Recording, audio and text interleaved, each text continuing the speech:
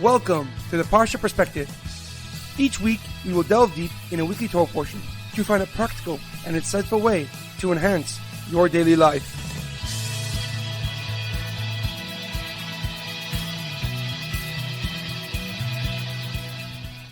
Thank you for tuning in. My name is Rabbi Shalom Yamini, and each week we will look into the weekly Torah portion to find practical and insightful ways to enhance your daily life. This week's Parsha Perspective is dedicated by Simon & Co. Jewelers with 2 L's in honor of the birth of Sarah Malkah to Menachem and Chana Simon. May Hashem bless them with happiness, health, and much nachas. This week's Parsha Perspective is in honor of the birthdays of my mother, Shaul, and Lior Hemo. May Hashem bless them and their entire family with a year of happiness, health, and success. This week's Parsha Perspective is in honor of the Refuah Shlema of HaRav Amitai ben Shoshanna and Shaul ben Berta. May they have a complete and speedy recovery. This week's Parsha Perspective is in loving memory of Edward Ben Efraim, Shlomo Ben Edward, and Yirachmiel Daniel Ben Gedalia. May their souls be uplifted and may their memories be a blessing. This week's Torah portion is Parshas Mishpatim failed to plan. Our Parsha begins with Hashem giving Moshe Rabbeinu and the Jewish nation 53 new practical commandments. He gave them the laws regarding the treatment of slaves, personal injury, murder, and the requirements of a person who is guarding someone else's property. The mitzvah to see the Beis Hamikdash and go up to Yerushalayim 3 times a year, and the laws of Shemitah, Karbonos, sacrifices, and the returning of a lost object. Moshe then tells the Jewish people what rewards they will receive for keeping Hashem's commandments. There will be no miscarriages, the borders of Israel will grow, and they will conquer the land without any opposition. The Parsha ends with Hashem summoning Moshe Rabbeinu back up Har Sinai, Mount Sinai, to study Torah for 40 days and 40 nights.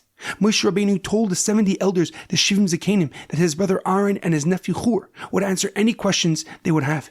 And as God's glory set the top of the mountain of Har Sinai ablaze, Moshe Rabbeinu ascended the mountain with his most faithful student, Yeshua ben Nun. The whole Jewish nation watched from afar as Moshe Rabbeinu disappeared into the clouds. However, a question comes to mind. The Parsha begins with the words, Ve'ela ha-mishpatim asher tasim lifnehem. And these are the laws that you, Moshe Rabbeinu, must place before them. But why does Moshe Rabbeinu have to tasim lifnehem, place it before them, rather lidaber alehem, to tell them, to say to them? Why does he need to place it before them? Rav Ovadia Sifrono, an Italian commentary and doctor from the early 1500s, gives a simple answer. He writes that many of these laws will never apply to most people. Number 1, because most of these regulations will only begin once they settle in the land of Israel, which most won't even enter. And secondly, because a lot of these laws are occasion-based. For example, an Eved Ivri, a Jewish slave. They are only in that predicament because they have to repay what they stole. But since most of the community will not place themselves in that mess, these laws might seem irrelevant to them. And therefore, some might not pay attention to what Moshe Rabbeinu is about to tell them. So Hashem is telling Moshe that he must tell the Jewish nation that they must study these laws anyway, although they may appear unrelated to them. However, the Orach HaMakadosh, Rav Chaim Ibn Attar, a Moroccan commentary and Kabbalist, gives a deeper and more profound explanation. He quotes a disagreement between Rabbi Shmuel and Rabbi Akiva, and they disagree about the purpose of our pasuk. And these are the laws that you, Moshe Rabbeinu, must place before them, tasim lifnehem.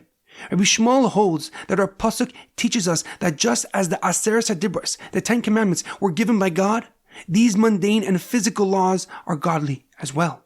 Rabbi Akiva argues that since these rules immediately follow the 10 Commandments, Moshe Rabbeinu might think that he needs to say just one time as God did on Har Sinai.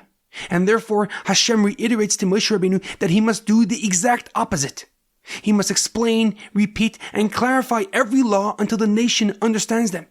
He must outline every rule and regulation in a way that they will practicalize them and follow them in their daily life.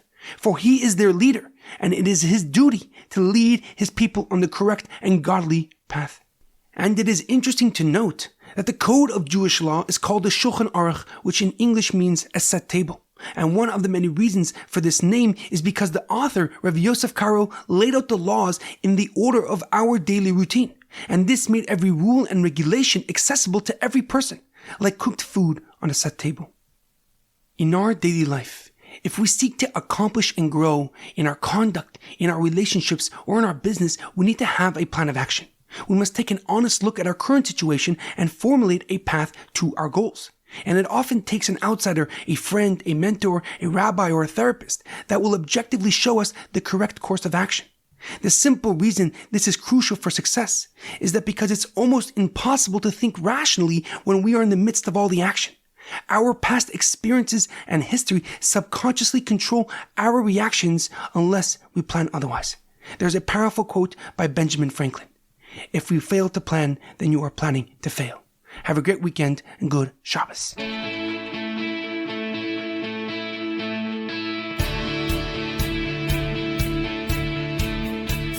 Thank you for tuning in to the Parsha Perspective.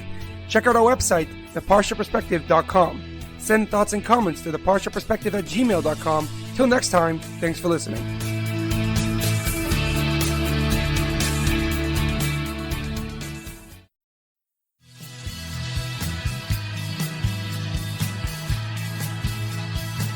Welcome to the Parsha Perspective. Each week, we will delve deep in a weekly Torah portion to find a practical and insightful way to enhance your daily life.